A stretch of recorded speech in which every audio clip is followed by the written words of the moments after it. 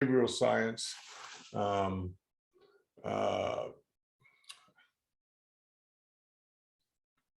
You've heard that content is king. Well, why is content rules the world? Wise content is content that incorporates search science, behavioral science, artificial intelligence, big data, and content marketing to power the development, activation, and optimization of high-performing content.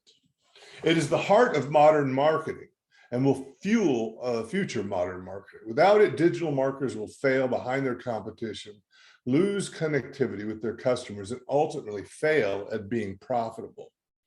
I'm Joseph Franklin McElroy, and I'm a marketing technology expert. I am also an award-winning content producer. This podcast arose out of my desire to develop an audience in the COVID world and where in-person networking is not available. So this is one avenue of wise content I am pursuing to build wealth. And today, we're going to have, I think, a great guest. We're having a little bit of a technical difficulty, but about targeting your niche audience. This is the first podcast in over 7 months, so I'm glad to be back. I'll tell you why the layoff. I'll tell you why the layoff happened in a moment, but first let's give the background on this show again. I coined the term wise content, describe the content that is impactful, inspiring to people who encounter it to take action. That can be as simple as the decision to buy a product or services, or as complex as organizing for societal change.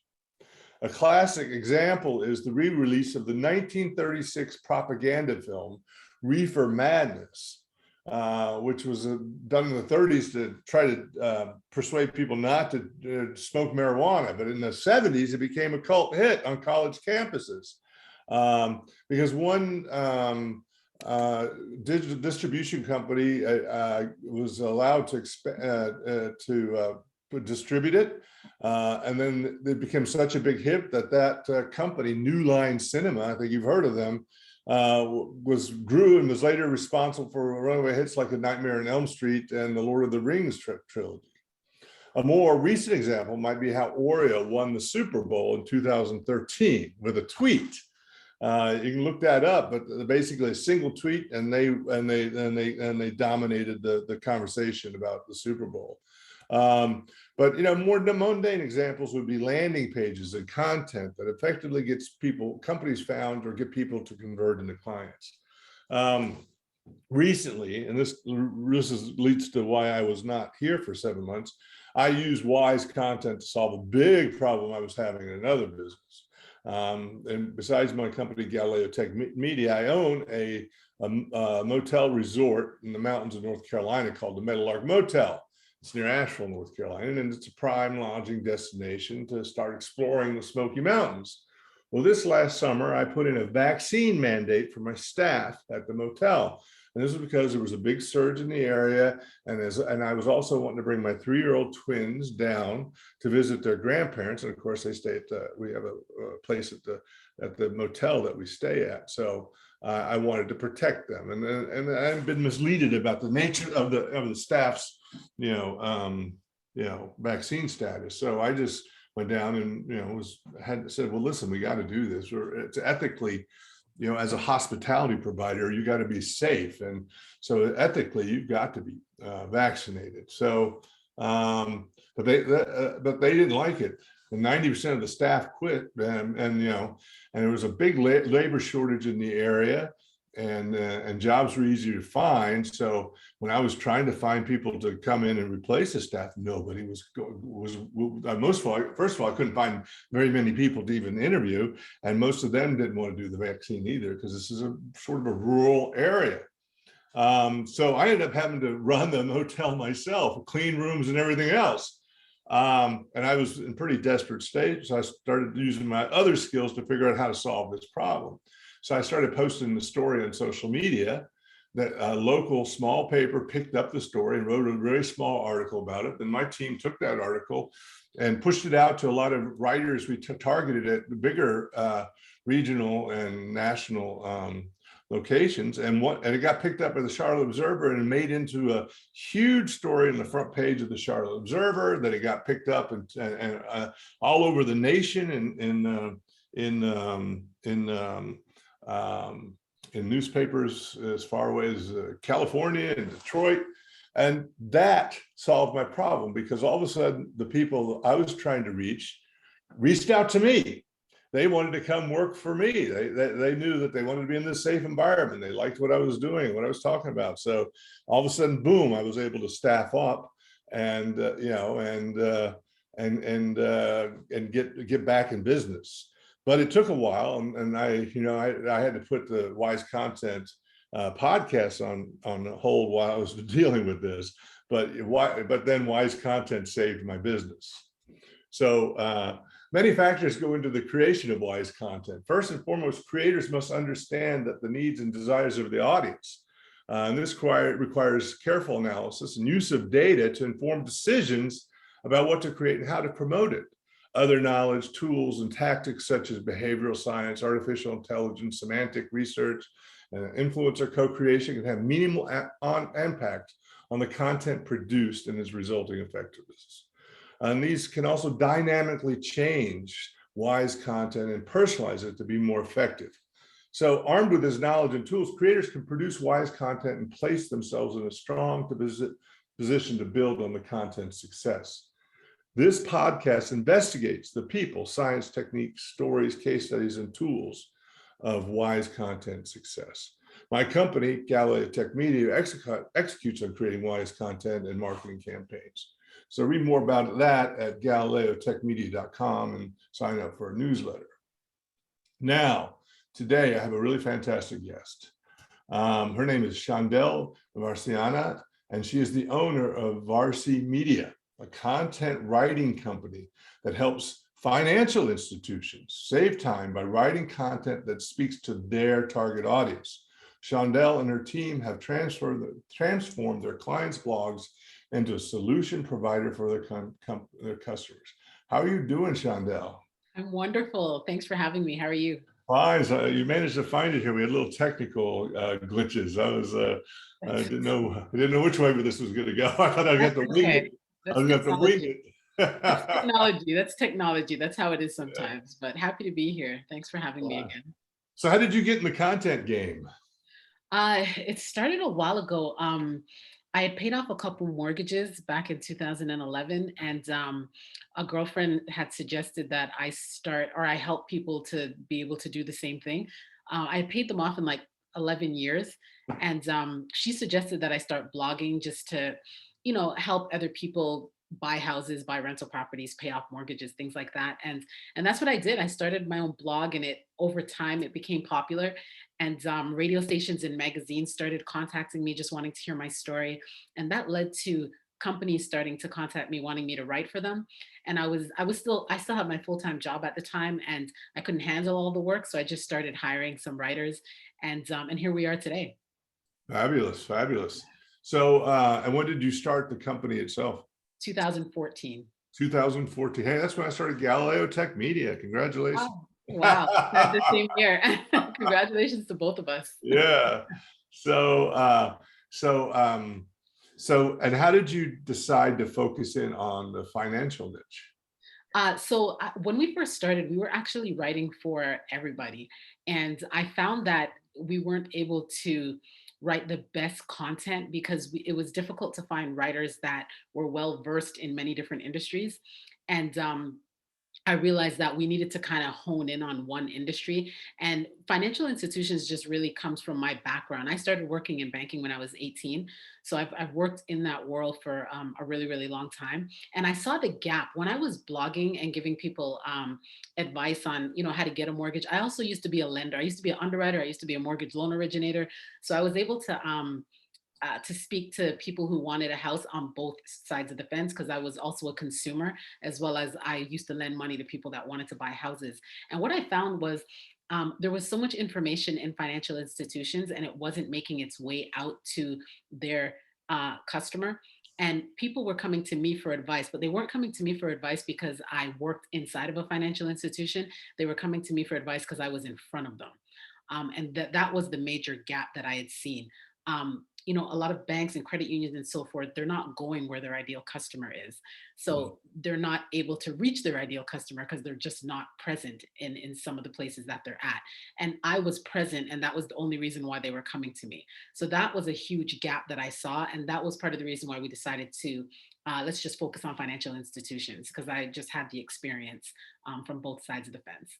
Cool. I think that, that's a good lesson for everybody is, start your content, really your content marketing with where you have knowledge. So, well, we have to take our first break. It happened so fast. I'm a little rusty here.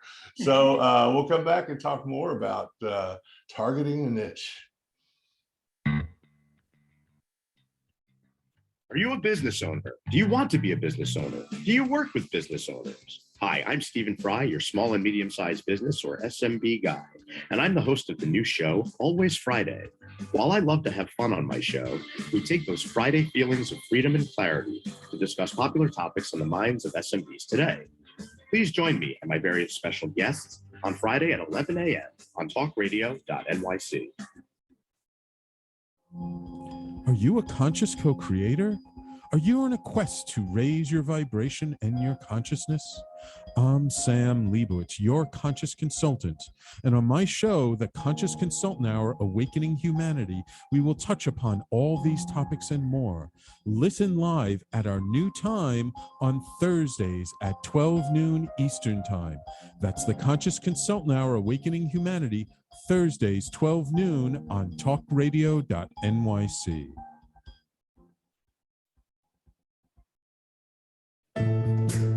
Are you on edge? Hey, we live in challenging, edgy times, so let's lean in. I'm Sandra Bargman, the host of The Edge of Every Day, which airs each Monday at 7 p.m. Eastern Time on talkradio.nyc. Tune in live with me and my friends and colleagues as we share stories and perspectives about pushing boundaries and exploring our rough edges. That's The Edge of Every Day on Mondays at 7 p.m. Eastern Time on talkradio.nyc. You're listening to Talk Radio NYC. Uplift, educate, empower.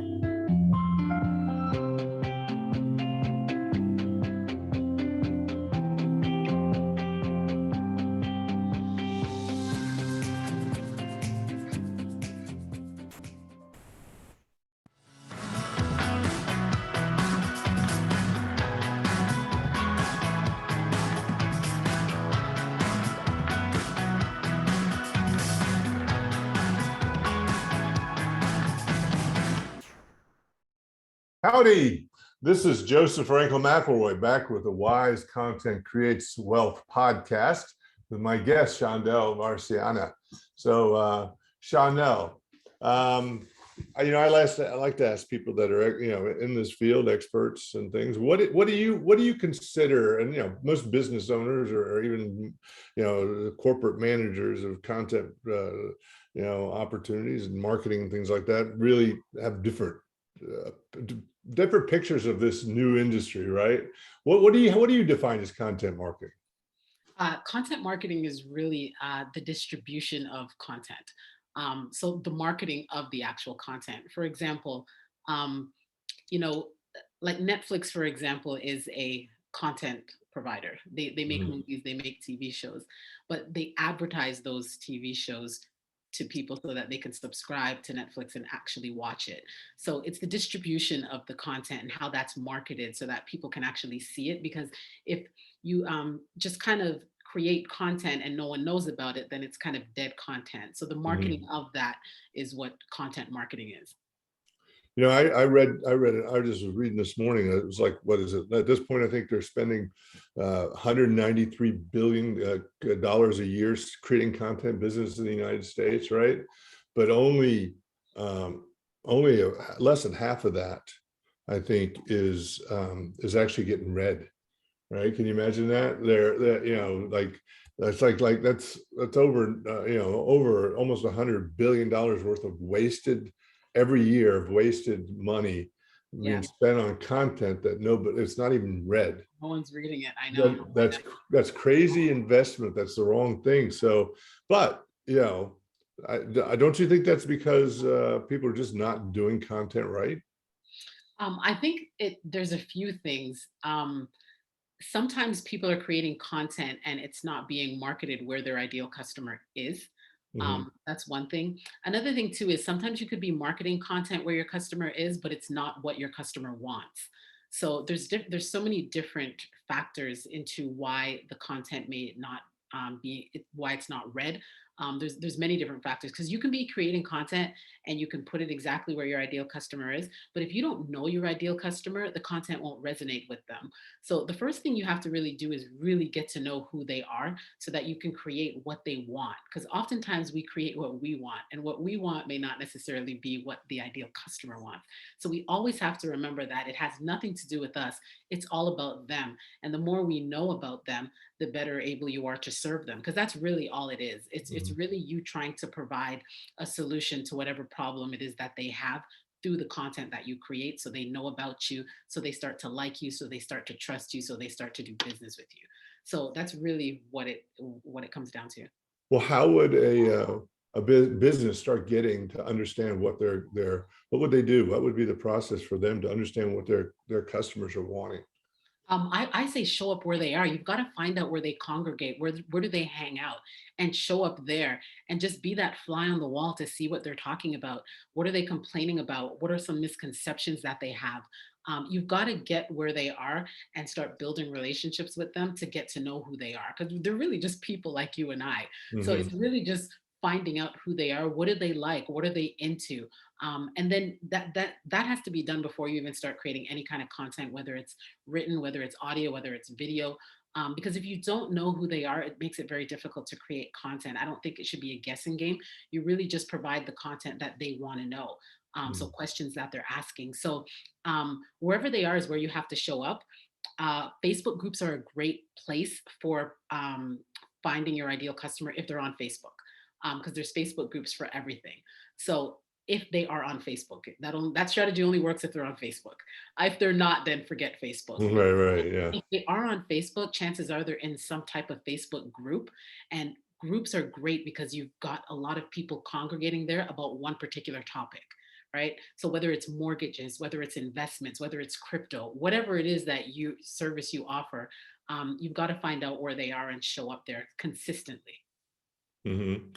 Well, I've been involved in inbound marketing, for a long time, and there was always the concept of creating a buyer personas and understanding the journey.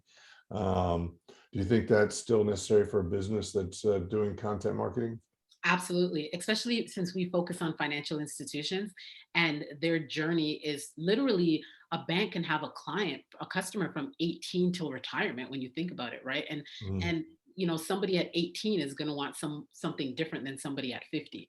So but one person, they can both want a mortgage, but they could both Mhm. be in different parts of their journey, like a 20 something year old maybe looking for their first home, a 50-year-old may be looking for their second home, third home, or rental property or something different, but both need mortgages, both want homes just for different purposes. Mhm. So knowing where your customer is on their journey and trying to fulfill their needs throughout their journey helps you to have long lasting customers and long lasting relationships with your customers. So you can Mhm. always help them.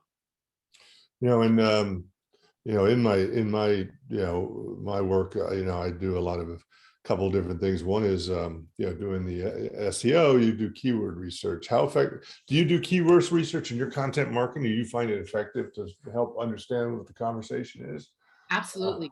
yeah. Absolutely. The we don't do the actual keyword research. Oftentimes our customers they're doing SEO, so they'll give us the keywords. We typically will come up with topics for them. So we'll come up with topics around the keyword. So obviously we're going to come up with topics based on what people are searching for. They've already done the research. They know what their customer wants, what their customers are searching for. And then we'll typically come up with topics based on the keywords and then organically add the keywords throughout the content.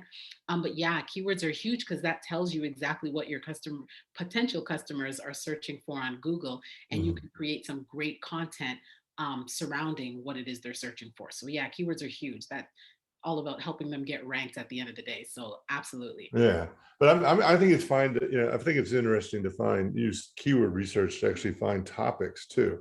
Yeah. There was a company came on here and did a podcast with me on they have an AI platform for SEO called SEO Surfer SEO, right?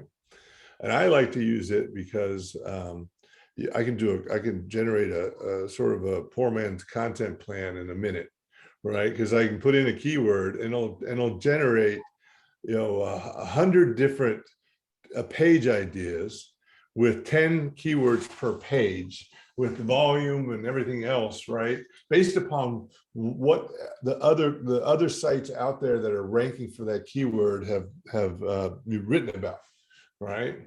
So it gives you like the top 100 or 150. So it's a fast way, using keywords to try to, it's not necessarily the best content, but gives you a really great starting point, right? Yeah. Is there any tools like that you can identify, like maybe BuzzSumo in the social media space that helps people find out what that conversation they need to be part of is?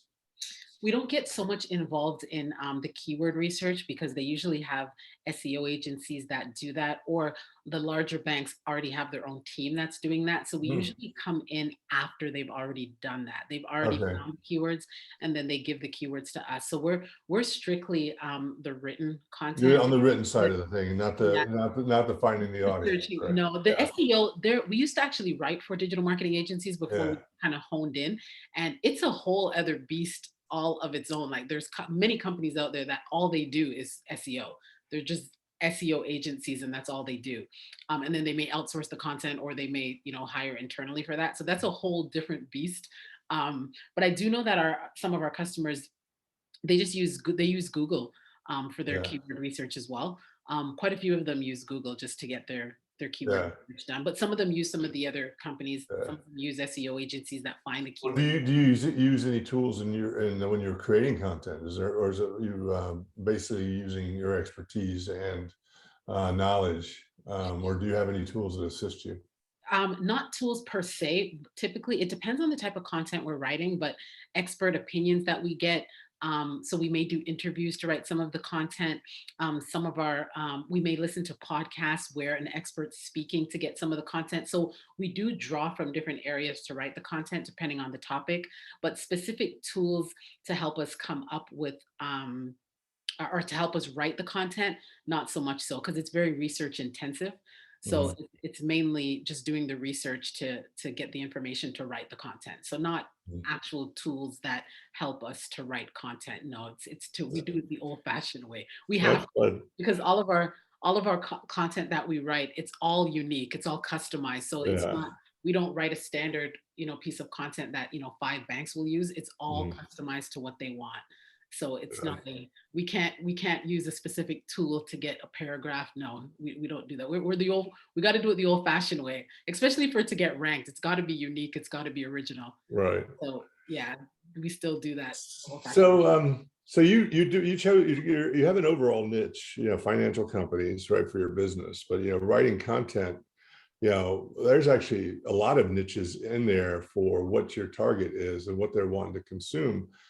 Do you focus just on one niche within that financial services, or do you focus on multiple niches for content for in the financial services field? So we mainly only write for banks, credit unions, and mortgage companies. We don't write for insurance companies, which would also fall under the financial institutions. So we don't write insurance product stuff. It's mainly mortgage related is the majority of the content that we write. And then we'll have some clients that we do have some customers that are getting into the crypto space. So we do have a couple of writers that are very that handle the crypto stuff. But there are times where our customers may come and they may ask us to write on a specific topic, and we just may say no because we just are not versed there. But the majority of content we write is around your retail banking products. Cool. And when you're making that content, what I'm trying to get to is I think that there's people in most industries that I've ever been involved with, there's usually different customers in different stages of the buying journey. Yeah. There's different types of customers, that are potentially buying. There's also partners, and there's referrers, and do you differentiate when you're doing your content across all those kind of niches within the niche? Yes. So for example, like the buyer personas, you'll have, 18 to 25-year-olds, 25-year-olds to 40-year-olds.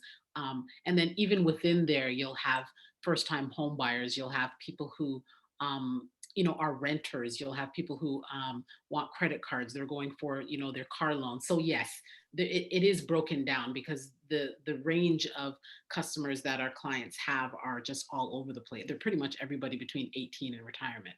So Mhm. yeah, it has to be broken down because those different audiences are going to want different things. And even if we're even product related. So if one, you can even have like 25 to 45-year-olds, but some are focused on loans, some are focused on investments, others are focused on buying a home, buying a second home, buying a rental property. So it really depends on the audience as well as what that audience wants, and sometimes even that is segmented. So it just depends on what they're focused on at that particular time. Will determine what we're writing about. But yeah, it's all broken down into exactly who we're targeting and what they want to know. Okay, cool. So we're going to have another break now, and then we'll come back. We'll talk more about targeting your niche. And Joseph Franklin McElroy, host of the new podcast, Gateway to the Smokies. It airs on talkradio.nyc every Tuesday night from 6 p.m. to 7. Every episode is dedicated to memorable experiences in the Great Smoky Mountains National Park and surrounding areas.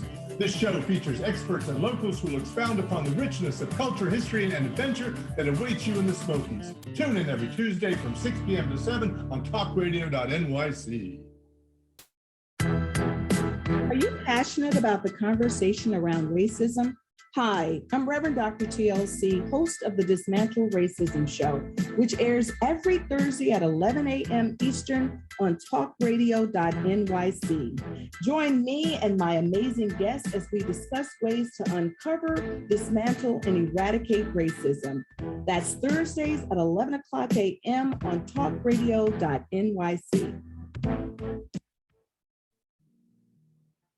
Are you a small business trying to navigate the COVID-19 related employment laws? Hello, I'm Eric Sauver, employment law, business law attorney, and host of the new radio show, Employment Law Today. On my show, we'll have guests to discuss the common employment law challenges business owners are facing during these trying times. Tune in on Tuesday evenings from 5 p.m. to 6 p.m. Eastern Time on talkradio.nyc. You're listening to Talk Radio NYC at www.talkradio.nyc, now broadcasting 24 hours a day.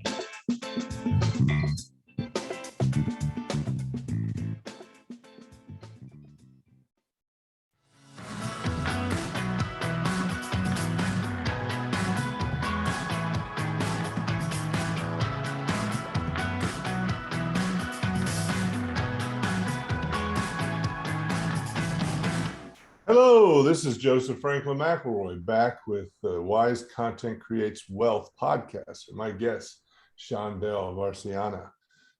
So Shondell, if there's a business owner here or listening, or a manager of a marketing department that's got to start doing more content marketing, or even just begin from to do it, what kind of advice or coaching would you give them to get started?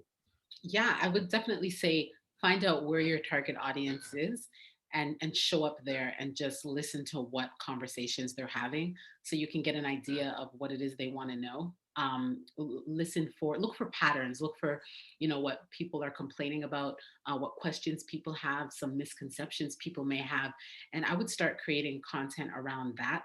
And of course, posting it where it is they hang out, and start having conversations with them. Like if they are, wherever they are, whether it's TikTok, whether it's Clubhouse, wherever it is, Don't be afraid to go in the comment section if they're in Facebook groups and they're asking questions. And if you can answer those questions, because that is part of building the relationship with your ideal customer. But I would get in there and get to know who they are and then start creating content based on that. And don't be afraid to try different things, because sometimes you may not know if they want the written content, if they want audio, if they want video. So I would try different things and then always pay attention to the analytics. Pay attention to what are they most engaged with. Pay attention to the different types of content that you're putting out, the topics, and what people what's resonating with people more, and then just create more of that. So it really is testing, testing, testing as you are creating content. And also you've got to be consistent, because out of sight, out of mind. So you've always got to be posting. You've always got to be paying attention to what your ideal customer is, what's resonating with them, and continue to just create content based on that. Would you recommend looking at competitors and what's being successful, and doing something with the content that type, whatever they're creating? I think yes and no. I think so. Okay, I do think you should pay attention to what they're doing, but don't get lost in that, because Mhm. sometimes people stay so focused on what their competitors are doing that they're not in tune with what their ideal customer wants. I Mhm. think the focus needs to be more on what your ideal customer wants and honing in on that and creating content that you know is going to resonate with them. At the same time, keeping your eye on what your competitors are doing as well. But sometimes I just see too many people so focused on their competitors that they're more focused on their competitors than they are on their ideal customer, which is never a good thing, because the more you know your ideal customer, the less likely they are going to leave you when you do get them. Mhm. That's just what I have found. So that would be what I would say. Well, if they ask you, Mhm. how long is this going to be take to see some success with content marketing? What's your answer? I cannot give you an exact answer, but it does depend on how often you post and how consistent you are. Because some organizations will, they'll post once a week, and they're upset when they don't see results after a few months. But consistent to me is every day. So you've got to be posting like every single day. I mean, the big brands are posting multiple times per day. Mhm. And the reason why they're posting multiple times per day is exactly to your point earlier, because everybody is not seeing everything they post, right? So the more you post, the more likely there is for your ideal customer to see it. And if they continuously see it, they may not be ready to buy right now, but they may be ready to buy in 6 months. So Mhm. it is a long game when it comes to content, but the results come faster the more consistent you are and the more you are posting. What do you think is a good indicator that you're doing well with the content marketing, that you're getting enough out there? Business. Business, well, Yeah. yeah. That's the number one indicator. If you're Yeah, not but let's not just say working, early on, maybe it's you're having success, but sometimes there's a lag between success and buying. yes. So And what? what I would also say too is there's many different ways to when it comes to content, like immediate results. You're going to have to do some paid stuff. You're going to have to do some PPC ads or Facebook ads. That will give you the immediate. Now the organic content that we're talking about is more the long game, and a lot of people do both, combine both, because you want the consistency over a long period of time. But if you're wanting the immediate results, you're going to have to get into pay-per-click ads and Facebook ads. You're going to have to start paying for ads, because that gets you directly in front of your ideal customer. And the way how it works, the more money you pay, the more they show your ad to people. So Mhm. that's just the name of the advertising game. But that's what I would say if you want more immediate results. In terms of posting, that's more organic, which takes a longer time. Cool. So you mentioned briefly Facebook, and you have a Facebook strategy that you really like to use, right? What is that? Yeah. So if I kind of touched on it earlier. If your ideal customer is on Facebook, I would say to whatever service or product you are offering, find Facebook groups where people are interested in that particular product. So I'll just give you a quick example. Our Mhm. our ideal customer, naturally they sell mortgages. So I would tell them to join, and if they're targeting first-time home buyers, I would tell them to join two Facebook groups that are targeting first-time home buyers. So you just really just go into groups on Facebook and put first-time home buyer groups. And whatever it is that you're selling and you're looking for your ideal customer, you just can search on Facebook groups and see what comes up. I would say just join the top two. So top two meaning the two that have the most people and are the most active, because you'll find some Facebook groups that have people, but they're not active. And active meaning they post at least 5 to 10 times per day. And the reason why you want to get into groups that are most active and have the most people is just because you'll get the best bang for your time, because they're always posting. There's a lot of people in there, and it will be quicker for you to get to know your ideal customer because you're going to start seeing questions. And what you're looking for is patterns. You're looking for what are a lot of people complaining about. What are questions that several people have? And if you can answer those questions, answer them. Because in these groups, you're not able to really sell your services. When you join these groups, they specifically say, do not sell yourself. But you don't need to if you're consistently providing value meaning you're answering questions that people have, because people will see you over time. While you're doing that, of course, your Facebook page should have exactly what you do, your contact information, website, whatever it is, everything that you do on there. And as I would say, about it's probably going to take you a few months before you start to see patterns and start to see exactly what, you know, people are talking about and misconceptions and stuff people have. Then you want to start creating content based on what they're talking about on your Facebook page. Because if it's a holistic approach that we're going after. As you're creating content that they're talking about, you're still commenting in there, you're still answering questions. Eventually, they're going to realize this person's always answering questions. This person's always in here. They're probably going to go on your page, or maybe just say, can I DM you for more information? Another thing that you can do to take it a step further is things that they're talking about, questions that they're asking. If you want to get into search engine optimization, based on what they're asking, see if there are keywords that they're also searching for on Google. So they may be asking questions on Facebook and also searching for those same things on Google. So you want to look and see what they're also searching for on Google. And then you can create a search engine optimization strategy as well. And then get into the content on your website based on what it is they're searching for on Google. So as I was saying, it's a holistic approach, but that's where I would start. And that's a little Facebook strategy to help you to get to know your ideal customer and to get them over to your side. Because the goal at the end of the day is you want to get to know them, but you either want them to subscribe to your blog, you really want to get their email address at the end of the day so that they can so you have their contact information so that you can reach out to them. Mhm. And that will only come by having some type of whether it's a checklist, something that you can offer them that they would actually give you their email address. That should be on your website, which should be on your Facebook page. Which is an important part of content marketing, is realizing that you got to persuade them once they get to your landing pages, your pages. Exactly. For me, wise content, my concept, the wise content really is a big in that arena, right? Because you got to use psychology, you got to use every trick in the book to get people to take an action. Yeah. And that takes time, because if Yeah. you don't know, and oftentimes you don't, like even people who've been creating content, I mean, Coca-Cola and the big brands, they still spend billions of dollars on advertising because they're Mhm. still testing, they're still tweaking, they're still trying to get better and better and better. And the other thing too is people change, right? And Mhm. the more you know your customer, you'll know when they change so that you can change your marketing, so you can change your message so it continues to resonate with them. So that's Yeah. the reason why these big brands, they spend so much money, because I mean, they want the business at the end of the day, and they want to get in front of their customer more and more and more. And what do you think about, you're talking about Facebook. What do you think about advertising on Facebook, like promoted posts and things like that as part of your content plan? Yeah, I think Facebook is brilliant. I think they're just up there with PPC ads. It just depends on what you're selling, because Facebook ads don't work for everything. It really depends on what your product or service is. But I think Facebook, they're brilliant in my opinion.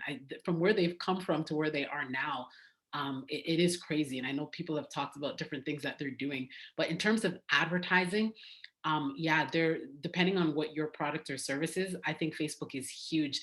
I mean, you can literally target people on a street with Mhm. Facebook ads. It's very, very targeted. And the more you spend, the more they will show your ad to people on a particular street. Like it's insane how but again, that only works if your audience is on Facebook.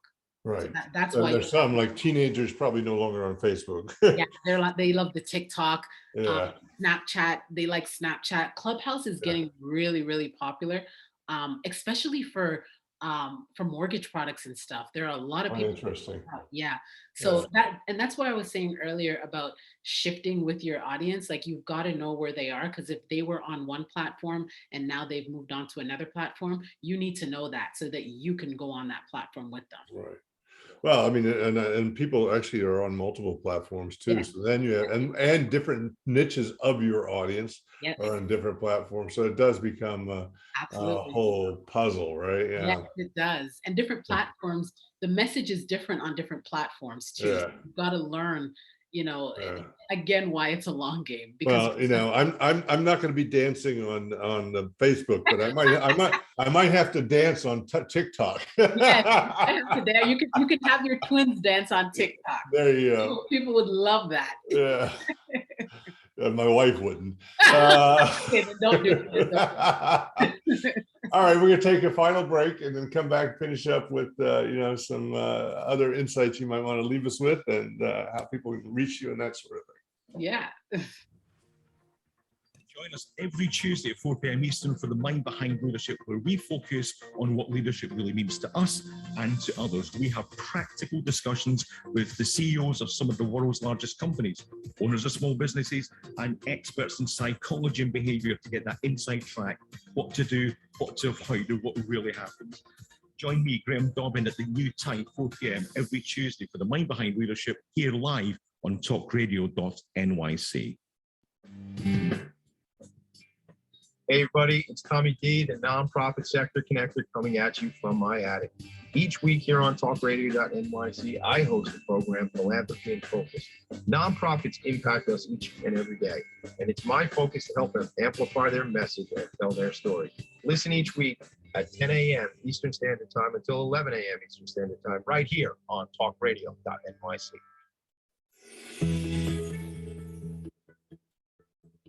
Calling all pet lovers. Pet Avengers, assemble! On the Professionals and Animal Lovers show, we believe the bond between animal lovers is incredibly strong. It mirrors that bond between pets and their owners. Through this program, we come together to learn, educate, and advocate. Join us live every Wednesday at 2 p.m. at talkradio.nyc. You're listening to Talk Radio NYC at www.talkradio.nyc. Now broadcasting 24 hours a day.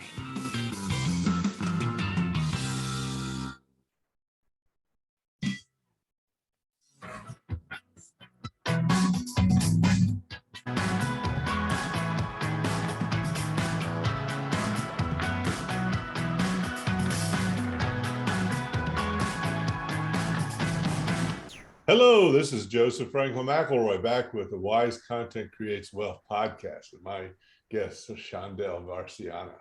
So, Shondell, what do you think are the common mistakes that people make when they're creating or writing content or doing content marketing? Common mistakes are definitely thinking that you can post whenever you want, because I think, posting whenever you want is just not going to be enough to move the needle. So that's definitely a common mistake, and just not being consistent. And then when they do post, they're just not consistent with the content. And the consistency is just so important, because it's in the consistency of you creating content, which is going to help you to know what's working from what's not working, which is why I always recommend being consistent, because it'll tell you, it'll give you more data to look at to see what's working from what's not working, so you can stop doing what's not working and continue to do what's working. And people that have made mistakes, or not done it correctly, and they businesses come at you and they say, well, this doesn't work, I've never had success with content, or it doesn't drive revenue. What do you talk to them about? I usually ask them why is that and what they're doing. That's usually my question before, like, getting into why it doesn't, or it's not working, doesn't make sense unless I find out what it is they've been doing, because maybe it does work, it's just what they've been doing is not working, and there could be a million reasons why it's not working. So I would have to dig a little bit deeper to find out exactly what they're doing. And really find out who they are, who their target audience is, and how we can bridge that gap. And then where is their target audience, and are they consistently in front of their target audience? So but there's a lot of questions that have to be asked, because we get that question all the time. And oftentimes it's the common mistakes that I just mentioned. They're kind of posting whenever they want. They're not posting where their ideal customer is. They're not answering questions that their ideal, because at the end of the day, content has to solve some type of problem, right? People are searching on Google because they're looking for something. And what they're looking for, you should be providing it to them through your content, right? If they're not looking for what you're providing, then that's not going to resonate with them, right? They're always typing in questions. There's something that people are searching for on Google, which is why they're typing in a question or whatever it is they're typing in. They're looking for something, right? So you've got to be that answer to what it is they're looking for, whether it's a question, whatever problem they have. That's really what it comes down to, is giving them what they want through the products and services that you offer. And maybe you can't even give them what they want through your products and services, which is fine, because that just means that's not your ideal customer. Well, you know, it sounds like you built your business by content, right? From the get-go, you started getting pretty well known for it, right? Yeah. But what would you say is, you know, if you had to point to a single piece of content that was your most successful, what would you say that was? Ooh, you know what? Stories resonate really well with people. I think the best content, in all honesty, that is usually content that's not related to products.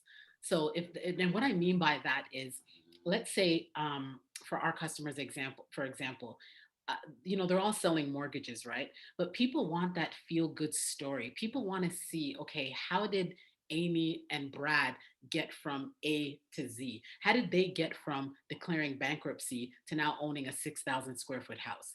That's what people want to know. Because at the end of the day, most people aren't buying houses with cash. They're going to need a mortgage. But people often want the backstory. People often want to know, you know, what can they do to get to where it is they want to go? So it's oftentimes not product related. It's kind of like Nike. Nike does a brilliant job at advertising to me. They focus on the story. They'll focus on the Serena Williams story. And you feel like after you watch that, you feel like you can hit a tennis ball like Serena Williams. So you'll go buy the Nike shoes. Right. I mean, they're not talking about the Nike shoes, but they'll talk about how Serena got started and where she is today, and she's wearing Nike shoes. So now Yeah. you want to go buy Nike shoes. So oftentimes it's not necessarily the product, it's the feel good story of triumph, of somebody going from A to Z. And people want to see that, because then we can put ourselves in that story and say, you know what, maybe I can do that. Maybe I just declared bankruptcy. Maybe I can build my credit and save up money, get a part-time job, start a side business, and I could buy that 5,000 square foot home. Those are the most powerful posts, in my opinion. So, you know, in this content game, I think one of the most under talked about, but probably the most critical thing is execution. Is how do you manage all that content, getting it produced and getting it out there? And if you're doing it on scale, what are some of the recommendations you would have for people, and just the management of doing content? Hire a team. Exactly. Yeah, I mean, and you know what? Oftentimes when somebody is tasked to create content, they're usually doing a million other things, right? They're not just creating content. Because we're just a company and all we do is write content. That's it. And you know, it's a lot because we've got a team of people, but oftentimes in a business, you know, the person that's creating content is also managing a marketing team, or they have to do social media, and then they have to do blog posts, and they've got to do like they're just wearing so many different hats, which makes it very, very difficult. But what I would suggest, if you are a one-man show, or that you just literally don't have enough people to do the content on scale, is do things like create one blog post that's like 1,000 words, and take that one blog post and break it up into little snippets. And you can literally create 2 weeks worth of content from one blog post and post that on social media, and use scheduling sites like Buffer. There's a bunch of scheduling sites, so you're not literally posting every single day. I would say take that one piece of content, break it up and schedule that for social media posts. Then you could maybe turn some of that content into a video. You can turn some of that into an audio. Also, if you have podcasts that you do, you can take the podcast and turn that into a blog post. You can take snippets of it and post it on social media. So learn to repurpose content if you don't have enough people to create a large amount of content. That's what I would say to do, because repurposing content can be so powerful, and then you don't have to spend so much time creating content every single day.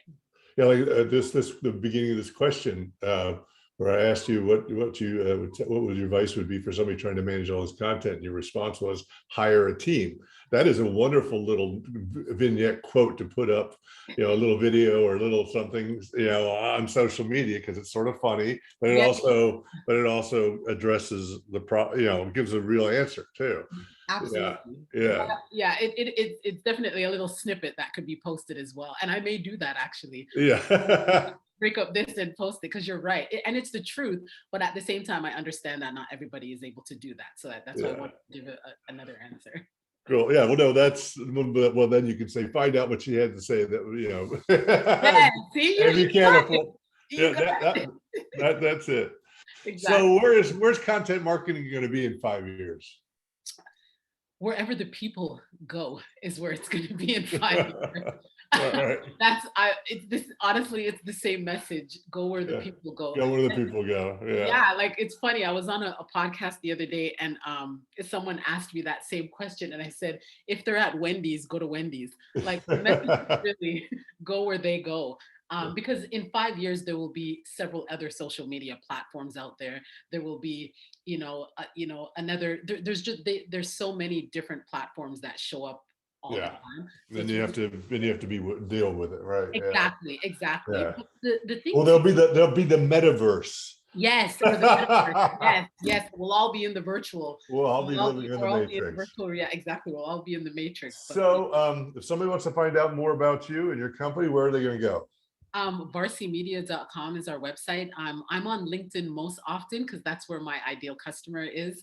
So I'm on there all the time. But my handle is Shondell Varcianna everywhere. Okay, cool. And you have a blog or anything that you like people to on our website. On your website, cool. Yeah, VarciMedia.com/blog. We've got checklists. Well, thank you so much for being on our show. It's been a very pleasure. You're very knowledgeable, and it's good. So this is the Wise Content Creates Wealth podcast. You can go to wisecontentcreateswealth.com to find out about this podcast. It's also on a Facebook page, /facebook.com/Wise Content Creates Wealth. We're going to be every Friday from noon until 1 p.m. We're on the talkradio.nyc network, which I recommend listening. It's a lot of live podcasts from small business to big business to lifestyle to travel. I have another podcast on this network called Gateway to the Smokies, which talks about my motel and the Smoky Mountains adventures that you can have there. So big believer in this sort of thing. So thank you very much. See you guys next week. And it's been a pleasure. Bye.